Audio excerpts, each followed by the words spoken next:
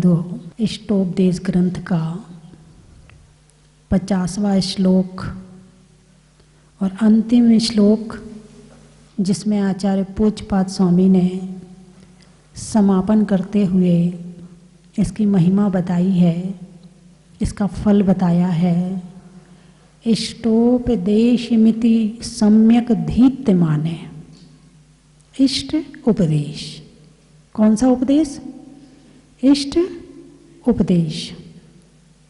अब यहाँ इष्ट उपदेश की बात आई है। इष्ट का मतलब हितकारी, इष्ट का मतलब हितकारी, और उपदेश का मतलब प्रवचन, वचन, सामने वाले को अच्छी बात कहना, ये इष्ट उपदेश होता है। अब इष्ट उपदेश यानी जो अच्छी बात है वो सुख की है या दुख की है? इष्ट उपदेश किसका होता है, सुख का या दुख का? सुख का। जब भी कोई बात आती है तो एक दूसरे से कहते, अरे तेरे भले के लिए कह रहे हैं, अरे तेरे भले के लिए कह रहे हैं। वो छोटे छोटे दोनों बच्चे होते ना, एक उसमें से 1 आध साल बड़ा हो, 1 आध साल छोटा, तो बड़ा सामने वाले को दिन भर उपदेश देता है छोटे वाले को, और क्या कहता, अरे तेरे भले के लिए कह रहे, तू जान, तेरा काम जान, नहीं मानता तो मत मान। ऐसा होता है ना। तो सुख का उपदेश, आज संसार में चारों तरफ उपदेश की बौछार है। उपदेश देने के लिए हर व्यक्ति तैयार है। जिसको ज्ञान ना हो वो भी उपदेश देने तैयार है। और उपदेश भी एक तरह का नहीं, कई तरह का होता है। ऐसे ही सुख एक तरह का नहीं, कई तरह का होता है। सुख एक तरह का नहीं होता। जैसे कि सबसे पहले इसको मूल भागों में बांटें तो 2 तरह का होता है, एक सांसारिक सुख और एक आध्यात्मिक सुख। आध्यात्मिक सुख यानी आत्मा का सुख, और सांसारिक सुख अनेक तरह के हो सकते हैं, है ना।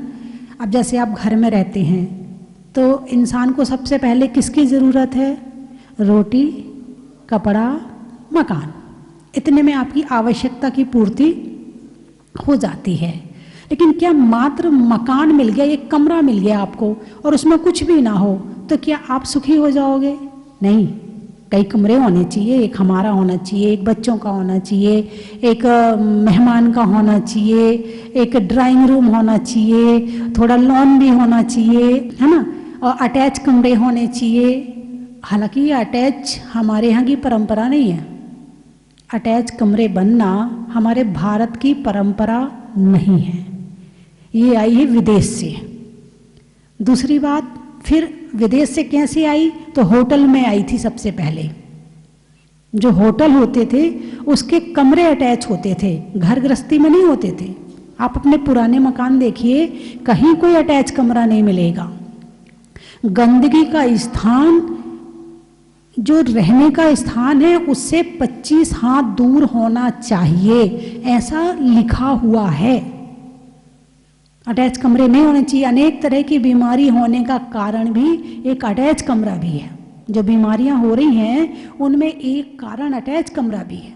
गंदगी का स्थान जितना दूर होगा उतना आपको गंदगी की जो भी उससे जितनी इफेक्टिव चीज़ें हैं वो नहीं मिलेंगी, उससे बीमारियां नहीं होंगी। तो इस तरह से घर और मकान भी बनाते हैं। तो घर और मकान के सुख में ऐसा नहीं कि एक कमरा का घर मिल गया तो आप सुखी हो गए, नहीं, ऐसा भी होना चाहिए। किचन ऐसी होनी चाहिए, उसमें अलमारियां ऐसी होनी चाहिए, उसमें गैस ऐसी होनी चाहिए, हैं, उसमें सामान के डब्बे ऐसे होने चाहिए, बर्तन ऐसे होने चाहिए। यही है ना। आपने मकान का सुख चाहा तो अभी भी पूरा नहीं हुआ। अब मकान ऐसी जगह हो जहाँ तुम्हारे हिसाब के लोग रहते हो। तुम जैनी हो, मंदिर पास में हो, जैनी पास में हो, हैं, तुम्हारे हिसाब का वातावरण हो, तो मकान, अकेले मकान सुख नहीं दे रहा। मकान के साथ साथ कई चीज़ें होंगी, पूरा अनुकूलता होगी, तब जाके आप उसे सुखी महसूस करोगे। वरना रहने के लिए तो लोग मंदिर से 5 किलोमीटर दूर भी रहते, लेकिन दिमाग में 24 घंटे एक टेंशन चलती, मंदिर नहीं जा पाते। मंदिर से बहुत दूर है मकान, बना तो लिया, आ तो गए मकान में, मगर क्या करें। अब वहाँ के ना सहेलियाँ हैं, ना वहाँ के धर्मात्मा साथ में है, ना कुछ है, बस रह रहे हैं। मकान का सुख मात्र मकान का सुख नहीं है, वातावरण चाहिए, मोहल्ला चाहिए, मंदिर चाहिए, संत की संगति चाहिए, तब आपको दिल में संतुष्टि। हमारा मकान तो बिल्कुल सही जगह है, लोग कहते हैं ना हमारा मकान तो मंदिर के बिल्कुल पास में है, एक बार चाहो एक बार जाओ, 4 बार चाहो 4 बार चले जाओ, कोई दिक्कत नहीं होती है। तो एक हुआ मकान का सुख। अब उस मकान के सुख में भी कई चीजें मिलेंगी, तब आपको मकान का सुख सुख देगा। अब हुआ दूसरा सुख, हुआ रोटी का सुख। किसका सुख?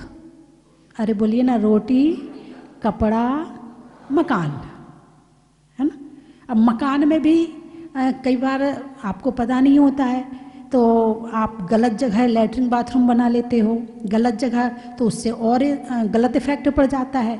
लोग कहते हैं वास्तु सही है या नहीं है, तो वास्तु 70% सही है। जब तक आपका पुण्य तेज है आपको कुछ असर नहीं करेगा, जरा से पुण्य में कमी आएगी वो भी आपको असर करने लगेगा। तो बहुत सारे जो वास्तु शास्त्री होते हैं फिर वो उपदेश देते हैं, देते नहीं देते, ये आपका गलत बना है, ये आपका सही है, ये इसको यहाँ होना चाहिए, इसको तोड़िए, ये सीढ़ियाँ यहाँ नहीं यहाँ बनाइए, आपका वो कमरा ठीक है, आपके लिए ये कमरा ठीक नहीं है। फिर उनका प्रवचन होता है। उनका प्रवचन किस लिए होता है? सुख के लिए होता है। वास्तुशास्त्री को प्रवचन किसके लिए होता है? सुख के लिए होता है। अब वो सुख कौन सा है? सांसारिक सुख। कौन सा है? सांसारिक की गिनती में आएगा, आध्यात्मिक की गिनती में नहीं आएगा, ठीक है। तो दूसरे नंबर पर रोटी, कपड़ा, मकान। मकान की चर्चा हुई, रोटी। अब रोटी कहने से मात्र आप मान जाओगे? जरूरत किसकी है? रोटी की। शब्द तो यही बोला जाता है ना, ये थोड़ी बोला जाता पकौड़ी, कचौड़ी, मिठाई, पिज़्ज़ा, बर्गर, ये थोड़ी बोला जाता है। यदि आवश्यकता की बात आएगी तो रोटी बोली जाएगी, और अक्सर हमारे भारत में रोटी ही खाई जाती है। आप कितने चावल खिला दो, आप कितने पकवान खिला दो, 2-3 दिन पूड़ी खा लो आदमी पागल हो जाता है, रोटी नहीं मिली खाने को। 2 दिन के बाद तो हाथ जोड़ लेता, भैया अब नहीं खाना पूड़ी, जबकि पूड़ी रोटी से ज़्यादा महंगी है। पूड़ी रोटी से ज़्यादा महंगी है, लेकिन भी रोटी तो रोटी है। हैं, कई बार मोटी रोटी हो जाए, पतली खाने वाले को मोटी मिल जाए, मोटी खाने वाले को पतली मिल जाए तो भी दिक्कत। रोटी कहने से मात्र रोटी नहीं हो रही है, वो जिस कल्चर में रहा है, जिस कल्चर से संस्कारित हुआ है, उसके अनुसार मिलना चाहिए, उसके अनुसार उसके पकवान होने चाहिए, उसके अनुसार उसकी खाने की सामग्री होनी चाहिए, तब वो कहता हाँ खाने का सुख है। और बाकी रोटी कहने से मात्र रोटी में नहीं मान जाते लोग। और अब का ज़माना तो पढ़े लिखों का ज़माना है, अब का ज़माना तो मोबाइल का ज़माना है। तुम्हारा ज़माना तो गया कि तुमने अपने 12 बच्चों को एक साथ एक सी रोटी में डाल के थाली में दाल रोटी सब्जी दे दी और 12 चुपचाप खा के चले जाते थे, माँ को परेशान नहीं करते थे। और अब वो 2 होता है, दिन में 10 इच्छाएं पैदा करता है, और 2 भी 12 से ज़्यादा कसर निकाल लेता है। एक होता है, अब एक की परंपरा आ गई, एक बहुत है। हाँ हाँ हाँ, एक बहुत है। अब एक कोई पाल के पोस के अच्छे से बड़ा कर ले, यही बड़ी बात है। तो जो है 12 2 है ना, 12 की कसर निकाल लेते। 12 को बड़ा करने में इतना कुछ नहीं करना पड़ा, मेहनत नहीं करनी पड़ी जितनी वो 2 को करने में पड़ रही हो। 12 को पालने पोसने के बाद में धर्म के लिए टाइम मिल जाता था, पूजा के लिए टाइम मिल जाता था, है रिश्तेदारों के लिए टाइम मिल जाता था। और यहाँ 2 के साथ में अब मंदिर जाने की फुर्सत नहीं है, प्रवचन सुनने की फुर्सत नहीं है। क्या करें, बहुत बिजी है। पहले तो चूल्हा था, कुएं का पानी था, हाथ की चक्की थी, फिर भी सारे काम हो जाते थे, फिर भी टाइम मिल जाता था, फिर भी भजन याद हो जाते थे, 6 ढाला याद हो जाती थी, भक्तांबर हो जाता था, सारे काम हो जाते थे। तत्वार्थ सूत्र पढ़ लेते थे, बिना पढ़े लोगों को तत्वार्थ सूत्र याद होता था। मैंने देखे हैं ऐसे लोग, मैंने देखे कि जिन्हें अक्षरीय ज्ञान नहीं, अक्षर पढ़ना नहीं आता, उन्हें 6 ढाला, तत्वार्थ सूत्र के 2-3 अध्याय मैंने सुने हैं उनके मुख से। हैं, कई भजन, कई चीज़ें हम सुने हैं और आज पढ़े लिखे हैं, मगर ऐसे उलझे हैं इस सुख के चक्कर में कि आत्मा के लिए, भगवान की भक्ति के लिए टाइम नहीं मिलता है। और आज भी धर्म वो ज़्यादा कर रहा है जो पुराने संस्कारों से संस्कारित है, वो ही धर्म कर रहे इस समय पर। 50 से ऊपर ले लो या 40 से ऊपर ले लो, जो 40 के अंदर अंदर वाला है या 30 के अंदर वाला, क्योंकि ज़्यादा क्रांतिकारी परिवर्तन जो आया है वो इन 30 वर्षों में आया है। 30 साल में आमूल चूल परिवर्तन हो गया, पहनने में, ओढ़ने में, खाने में, पीने में, देखने में, चलने में, बाल में, कान में, मुंह में, सब में परिवर्तन आ गया। सोचने का तरीका, चलने का तरीका है। जो 30 से ऊपर वाले हैं वो फिर भी अभी मेरी बात को ध्यान से सुनते हैं, समझते हैं, लेकिन जो 30 से नीचे वाले हैं उनमें से 20% लोग सुनते समझते होंगे, 80 नहीं सुनते हैं। 80 तो अपने जॉब में बैठे हैं और दोनों पति पति लगे हुए हैं अपने काम करने, पैसा कमाने के लिए। अब तो पैसे की हवस ज़्यादा हो गई है। पहले के लोग तो जितना है भाई ठीक है, जो है सो ठीक है। अब तो 18-18 घंटे काम करते हैं बच्चे, नींबू की तरह निचुड़ जाते हैं, नींबू की तरह। रात को आके ऐसे पढ़ते हैं कि होश नहीं रहता। कहाँ पैसा 1 लाख रुपए, मम्मी पापा बड़े खुश, मेरा बेटा तो 2 लाख रुपए महीने कमाता है, मेरा बेटा तो 5 लाख रुपए महीने कमाता है। अब तुम्हें पता नहीं कि वो 5 लाख कमा करके कितने दिन में ढीला पड़ जाएगा। जो व्यक्ति 60 साल काम कर सकता था वो 40 साल में ख़त्म हो जाएगा, क्योंकि गाड़ी तो गाड़ी है। जैसे तुम्हारी वो वाली गाड़ी है ना, उसमें जितनी स्पीड, जितना जो भी लिखा है कि 1 महीने में कितनी चलनी चाहिए, उसके अनुसार चलाओगे तो लंबी चलेगी। और उस गाड़ी को यदि दिन भर चलाओ, रात भर चलाओ, तो वो आधे में ख़त्म हो जाएगी। शरीर भी तो गाड़ी है ना, ये भी आधे में ख़त्म हो जाएगा। इतना काम करेंगे, आंखें ख़त्म। सबसे पहले तो आंखों पे, सारे दिन कंप्यूटर, सारे दिन मोबाइल, सारे दिन टीवी हैं। कंप्यूटर से निकले तो मोबाइल में लग गए, मोबाइल से निकले तो टीवी में लग गए। सामने वाले को देखने की फुर्सत तो है ही नहीं है। तो आने वाला समय क्या होगा मैं कुछ नहीं कह सकती, लेकिन वर्तमान जो चल रहा है वो मैं बता रही हूँ। आपके बच्चों का खाना पीना, जो आपको खाना पीना अच्छा लगता है, आपके बच्चों को अच्छा नहीं लगता है। आजकल तो जो टीवी दिखा रही है, टीवी जो खिलाना चाहती है वो ये खाते हैं, टीवी जो पहनाना चाहती है वो ये पहनते हैं, और टीवी जो तुमसे सोच विचार करवाना चाहती है वो ये सोचते विचारते हैं। पर्सनल जिंदगी खत्म, सामने वाले के आधार पे आधारित है हमारी सोच, हमारे विचार, हमारा नहीं। जो इन चीजों को ज्यादा प्रयोग करता है वो चिंतन और मनन तो गायब हो गया है। 1 सेकंड का मैंने तो एक बार देखा कि एक बार प्रोग्राम चल रहा था, संगीतकार वगैरह बैठे थे, गाने वाले गा रहे थे, तो जितने में पंडित जी मंत्र बोलते थे उतनी देर में वो गाने वाला कुछ टाइप करके मैसेज भेज देता था। क्या स्पीड हो गई दिमाग की, कितना तेज हो गया दिमाग। उस हिसाब से तो जो हमारे बुजुर्ग हैं वो बुद्धू होंगे, लेकिन ध्यान रखना कोई भी मशीन यदि तरीके से, समय से प्रयोग अच्छी तरह से करोगे तो वो ज़्यादा दिन तक काम करेगी। दिमाग भी एक मशीन है। क्या है? दिमाग भी एक मशीन है। यदि ज़्यादा प्रयोग करोगे जल्दी खराब हो जाएगा। और इसका उदाहरण आज देख लो कि आज हजारों, लाखों और करोड़ों लोग डिप्रेशन के मरीज होके घूम रहे हैं। चला लो खूब मोबाइल, खूब 24 घंटे चलाओ, खूब टीवी देखो, दिमाग को खूब लगाया ना, अब खत्म हो गया। अब टेंशन में बैठे रहो दिन भर।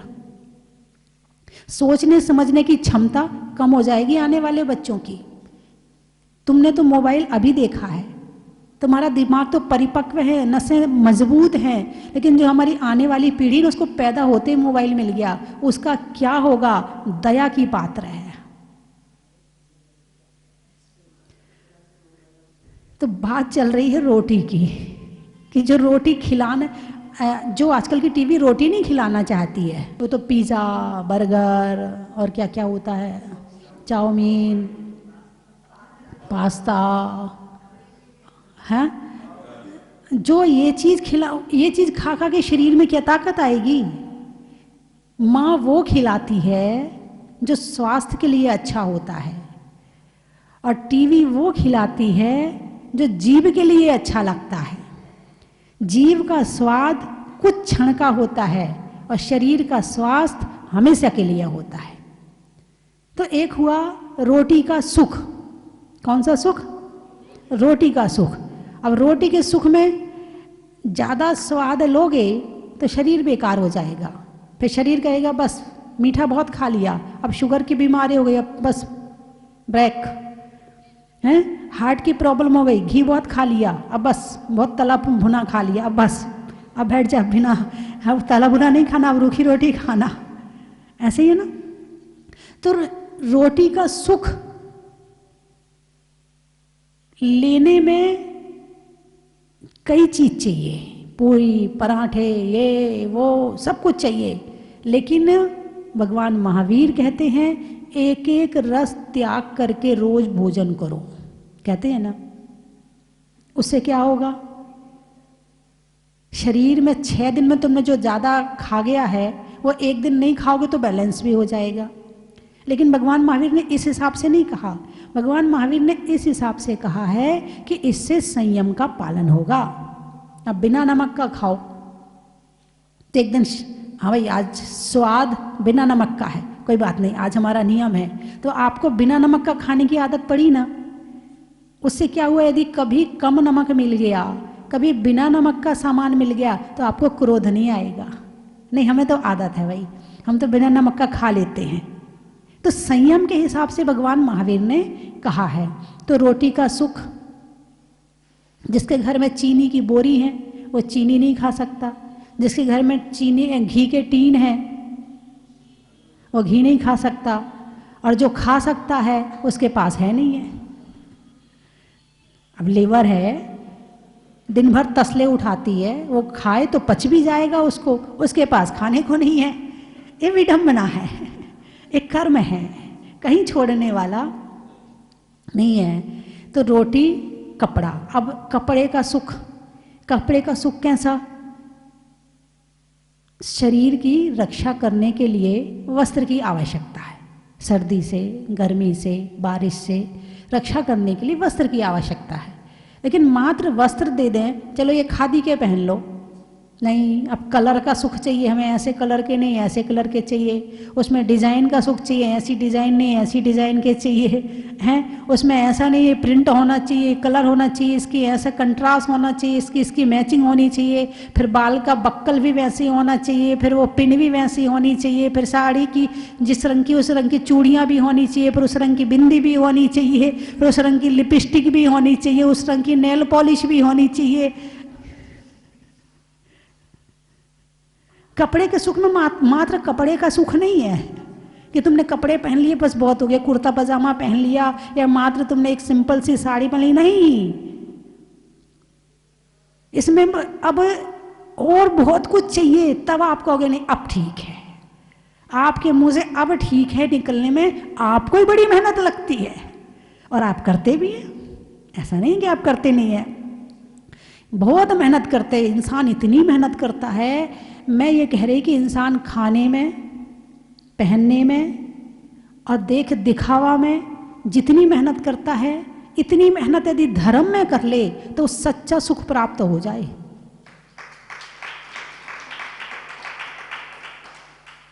एक होता है धन का सुख। हालांकि धन से कितनी जरूरत है, धन की कितनी जरूरत है, खाने के लिए कितना चाहिए, पहनने के लिए कितना चाहिए, मकान कितना चाहिए, लेकिन धन में सुख मान रहे हो कि नहीं मान रहे हो? पहले हाँ या ना में जवाब दो मुझे। धन में सुख मान रहे हो या नहीं मान रहे हो? सुख है, बहुत बढ़िया। सुख तो है कहा इन्होंने, तो लगाया है। सुख है नहीं कहा, सुख है आत्मा में। सुख कहाँ है? आत्मा में। अब धन में सुख है। एक व्यक्ति जंगल में रहता है, कहाँ रहता है, और वहाँ कोई भी नहीं है, उसके पास में बहुत सुंदर महल है, मकान है, सोना है, चांदी है, सब कुछ है, सुख है? उसको और करोड़ों रुपए दे दो, सुख है? अकेला रहता है, नहीं है।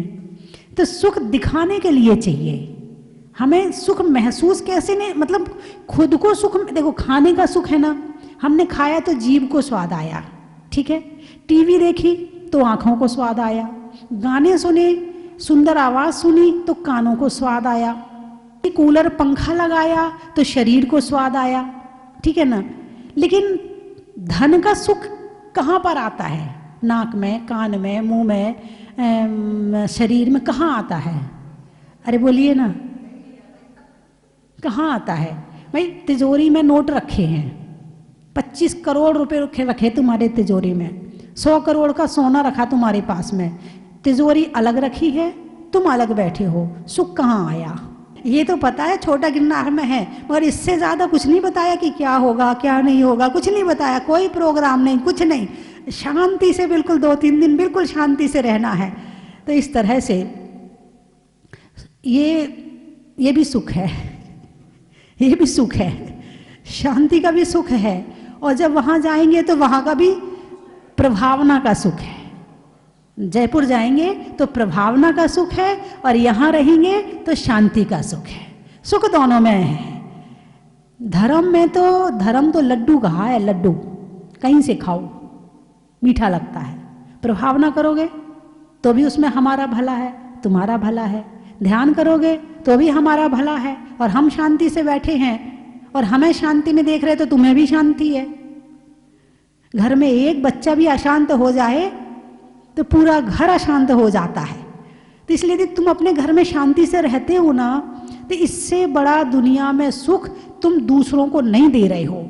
यदि तुम दूसरों को सुख देना चाहते हो तो उसके लिए सबसे पहली शर्त है कि शांत रहो। इसमें तुम्हें भी सुख है और दूसरों को भी सुख है। तुम अशांत हुए तो खुद भी दुखी और सारे दुखी, है ना। तो समय हो गया है, और छोटा गिरनार छोटी सी जगह में बना है, नाम ही छोटा गिरनार है, और इतना सुंदर, इतना अच्छा बना है कि लगता है, वास्तव में फीलिंग आती है कि पहाड़ पे चढ़ रहे हैं, लगता है कि वहाँ नेमिनाथ भगवान के चरणों में जा रहे हैं। बड़ा अच्छा लगा मुझे यहाँ आकर के। और यहाँ तो वैसे मेरे ख्याल से काफ़ी लोग आ चुके हैं, काफ़ी लोग, पूरे फेमस है ये तो जयपुर वाले काफ़ी मेहनत कर रहे हैं, काफ़ी प्रयास कर रहे हैं, काफ़ी पुरुषार्थ कर रहे हैं। जयपुर वाले रत्नों की नगरी है, जहाँ पर रत्न रहते हैं, और रत्नों को जानने वाले जौहरी रहते हैं। रत्नों को कौन पहचानता है? जो जौहरी होता। परख सकती नहीं रत्नों को ना हो जो ज्ञान की आँखें, परख सकती नहीं रत्नों को जो ना हो ज्ञान की आँखें। जौहरी के पास कौन सी आँखें हैं? ज्ञान की आँखें हैं। और जयपुर में ऐसे लोग रहते हैं जो बाहर के रत्न होते हैं उन्हें परखना भी जानते हैं, और जो जीव रूपी रत्न होते हैं उन्हें परखना भी जानते हैं। ये दोनों तरह की इनकी आँखें बड़ी तेज हैं। ये बिना चश्मा लगाए सामने वाले को किस तरह परख सकते हैं, ये तो यही जानते हैं कि कैसे परख सकते हैं। ऐसे जौहरियों की नगरी में अब थोड़े दिन के लिए मेरा जाना भी हो रहा है, और अब वहाँ जाकर अभी पहली बार जा रही हूँ, देखूँगी वहाँ। आपने मुझे जहाजपुर में देख लिया है, अब मैं आपको वहाँ आकर के देखूँगी। समय में सार का, सप्ताह में बार का, और तीर्थों में गिरनार का, चलने में पात का, मित्रों में साथ का, तीर्थंकरों में नेमिनाथ का, शरीर में हाथ का, रेल में पात का, और तीर्थंकरों में मुनि सुब्रतनाथ का, चंद्रमा में घर्षण, चंद्रमा में गुरुत्वाकर्षण का, चंद्रमा में गुरुत्वाकर्षण का, भौतिकता में आकर्षण का, और भगवान के दर्शन का। अनाज में दाने का, इनाम में पाने का, और आप सबके तीर्थों पर आने का। फलों में बेरी का, नहीं होने में देरी का, और आने वालों में पांडिचेरी का। पानी में गागर का, वृक्षों में आकर का, और आने वालों में सागर का। गर्मी में लू का, गर्मी में लू का, और नामों में बल्लू का, बहुत बल्लू होते हैं, और आने वालों में पीपलू का। आम की बौर का, नेता के दौर का, और आने वालों में इंदौर का। जनवरी में जाड़ा का, आने वाली है, जनवरी में जाड़ा का, और जाड़े में काढ़ा का, आने वालों में सागवाड़ा का। त्रियंचों में बिल्ली का, डंडा में गिल्ली का, आने वालों में दिल्ली का। महीनों में मई का, रजाई में रुई का, और आने वालों में मुंबई का। जीवन में जरा का, रंगों में हरा का, और आने वालों में आगरा का। शरीर में पाँव का, मनुष्यों के प्रभाव का, और आने वालों में गुड़गांव का। पानी में मगर का, चलने में डगर का, और आने वालों में मुजफ्फरनगर का। छोड़ने में जर्दा का, गांव में वर्धा का, और आने वालों में हरदा का। गाने में सुर का, नृत्य में नूपुर का, और आने वालों में जयपुर का। बोले 24वें भगवान की।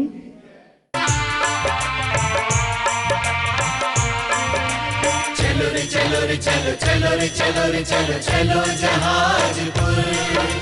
चलो रे चलो रे चलो, चलो। 96 की पूजा अर्घम निरुपामती।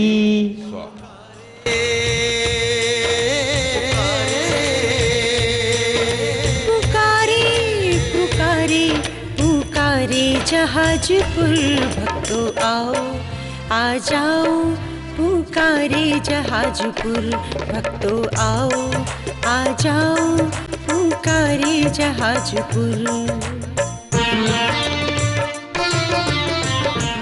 सभी का बाहर से आने वालों का तहे दिल से अभिनंदन, स्वागत। विशेष रूप से ये छोटा गिन्नार को मिला, ये अद्भुत है, ऐतिहासिक है, और ये क्षण छोटा गिन्नार प्रबंध कार्यकारिणी कमेटी और सकल जैन समाज जयपुर कभी नहीं भूला पाएगा। कल का जो आनंद था वो कुछ अलग है, और ये 4 दिन का जो आनंद है वो कुछ अलग रहेगा। माता जी से यही आग्रह करते हैं कि माता जी 4 दिन का प्रवास मिला, और ऐसा आशीर्वाद दें कि आपका 4 महीने का भी प्रवास इस छोटे गिन्नार की पावन धरा पर हो। हम सब ये मंगल भावना बातें पुनः माता जी के श्री चरणों में प्रबंध कार्यकारिणी कमेटी और सकल जैन समाज की तरफ से पुनः आपके चरणों में बन्नामी। विशेष रूप से ध्यान रखें, याद रखें, नेट जैन समाज, जयपुर जैन समाज गुरु मां की अगवानी करेगा। 9 तारीख को जयपुर की सबसे प्रमुख जगह भट्टारक जी की नस्या पर सकल जैन समाज जयपुर के द्वारा गुरु मां की अगवानी होगी। बोलो गुरु मां स्वस्ति भूषण माता जी की जय। सो पावे सुख चैन। पंच नमस्कार मंत्र 9 बार। इतनी खुशी हुई है, यहाँ की मूर्ति देखकर ऐसा लग रहा है कि मतलब मन प्रफुल्लित हो गया है। कुछ भी इनके मतलब भगवान को देखकर बोल ही नहीं सकते हैं, इतना मन वो हुआ है कि हमारा माउंट आबू जाने का था, लेकिन हम यहाँ जहाजपुर आए तो हमें ऐसा लगा कि हमारा डिसीजन बहुत अच्छा रहा कि हम जहाजपुर आए और यहाँ के भगवान के दर्शन किए। हम ये चाह रहे हैं कि हमें भगवान वापस जल्दी बुलाएं और उनके दर्शन के लिए हम फिर से पूरे परिवार को लेकर आएं और उनके चरणों में हमें बार बार वंदन। इतने भक्ति भाव बने हम लोगों के, बहुत ही आनंद आ गया है और बहुत ही चमत्कारी प्रतिमा है। यहाँ पर बैठ करके जो शांति मिल रही है आत्मा को, वो उसका वर्णन नहीं किया जा सकता है। हमारा सौभाग्य है, बहुत दिनों से हम चाह रहे थे कि इस जहाजपुर में आए और दर्शन करें, लेकिन हमारा सौभाग्य था कि हमारे 5 साथियों के साथ ही हमारा आना था और आकर के बड़ी ही आनंद की अनुभूति हो रही है।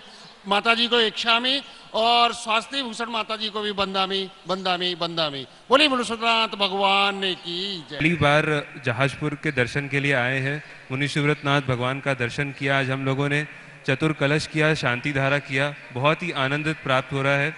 बहुत ही अद्भुत अनुभव था, व्यवस्था यहाँ की बहुत बढ़िया थी और बहुत आनंद प्राप्त हो रहा है हमें। नमस्ते। ये 5-6 साल में जो इस स्थल की जो व्यवस्थाएं हुई है और जो मैनेजमेंट है, ये वास्तव में मुनिसुरनाथ भगवान का ही चमत्कार है कि इतनी जल्दी यदि कोई कार्य हो सकता है और इतने अच्छे स्तर पर हो सकता है, यह उन्हीं का आशीर्वाद है।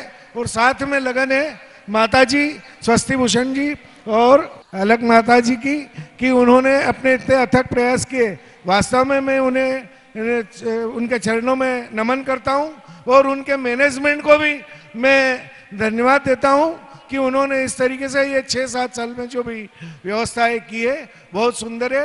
बोलो मुनि सूरतनाथ भगवान। आज हम प्रथम बार इस तीर्थ स्थान पर आए हैं। पापा यहाँ पे 2 बार पहले आ चुके हैं, पर हम पहली बार आए हैं और यहाँ पे आके इतनी प्रसन्नता हो रही है और इतनी खुशी हो रही है। ऐसा लग रहा है कि बस हम यहीं पे ही रह जाए। जब पापा और भाई प्रक्षाल कर रहे थे तब इतना मन कर रहा था कि काश हमें भी ये अवसर मिल पाता, हम भी प्रक्षाल कर पाते।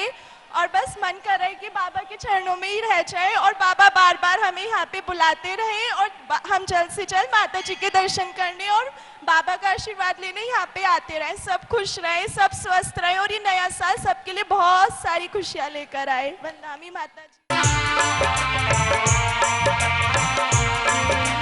चलो रे चलो रे चलो, चलो रे चलो रे चलो, चलो जहाजपुर, चलो रे चलो। जय जिनेंद्र बंधुओं, मैं आपको सादर आमंत्रित करता हूं आने वाली 31 दिसंबर को। उस दिन सन 2021 को विदा करना है और रात्रि को 12 बजे 2022 का अभिनंदन करना है। 20वें तीर्थंकर भूगर्भ से प्रकटित अतिशयकारी 1008 मुनीश्वरनाथ भगवान के पावन चरणों में 31 दिसंबर की शाम को महाआरती और उसके बाद भक्तामर पाठ 48 रिद्धि मंत्रों के साथ में 48 दीपक प्रज्वलित किए जाएंगे। साथ ही भजन संध्या होगी और ठीक रात्रि को 12 बजे नए वर्ष का स्वागत करेंगे 108 दीपकों की महाआरती के साथ में। 1 तारीख को सुबह 7 बजे से मुनीश्वरनाथ विधान होगा और अब की बार एक विशेष सहयोग मिला है। 1 जनवरी 2022 को शनिवार का पावन दिन है, मुनीश्वरनाथ भगवान का दिन है। मैं आपको सादर आमंत्रित करता हूं, आप आए, जहाजपुर में आए और मुनीश्वरनाथ भगवान का अभिषेक करें, शांति धारा करें। अगर आप नहीं आ सकते हैं तो उस दिन जो विशेष शांति धारा होगी, विधान होगा, वो उसका पुण्यार्जन आप अपने परिवार की ओर से कर सकते हैं, जिसकी न्यौछावर राशि मात्र 5100 रुपये है। बंधुओं, वर्ष का आगाज करें। 2022 का आगाज 1 जनवरी 2022 को शनिवार के पावन दिन विशेष शांति धारा और विधान के साथ में मात्र 5100 रुपये की न्यौछावर राशि में आप अपनी सूचना दे सकते हैं। धन्यवाद। जन की थाल को सजाओ रे आज, रत्नों की थाल को भर लाओ रे आज। आओ आओ करे रे गुणगान आरती भगवन की, आओ आओ करे गुणगान आरती भगवन की। आओ आओ करे रे गुणगान आरती भगवन की।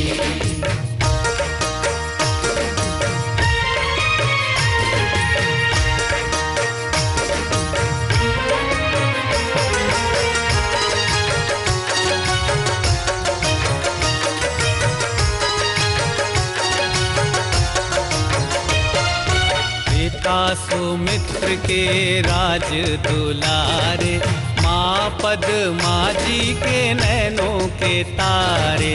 पिता सुमित्र के राज दुलारे, माँ पद्मा जी के नैनों के तारे। राजगृही में जन्म लियो आप, राजगृही में जन्म लियो आप। आओ आओ मनाए खुशी आज आरती भगवन की। आओ आओ करे गुणगान आरती भगवन की। आओ आओ करे गुणगान आरती भगवन की।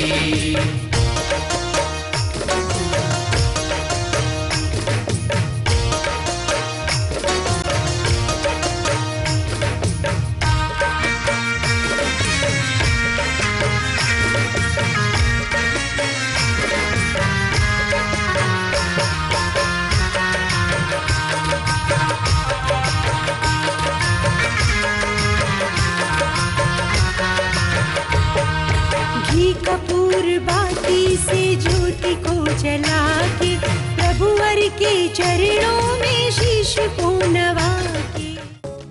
परम विदुषी लेखिका गणिनी आरिका रत्न श्री 105 स्वस्ति भूषण माता जी, जिन्होंने मात्र 20 वर्ष में 100 से भी अधिक किताबें लिखकर जैन समाज को अनूठा योगदान दिया है।